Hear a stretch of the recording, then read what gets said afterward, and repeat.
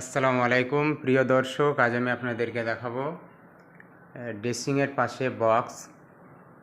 এই যে বক্সগুলো দেখছেন, এগুলো 5 মডেল, 5-এর মতো দেখতে। তো মাশাআল্লাহ খুব সুন্দর লাগছে। এর ডিপ আছে 5 ইঞ্চি, আর উপরকার গ্যাপ আছে 6 ইঞ্চি, তারপরের গ্যাপটা আছে 9 ইঞ্চি 3 সুত বা 2 সুত।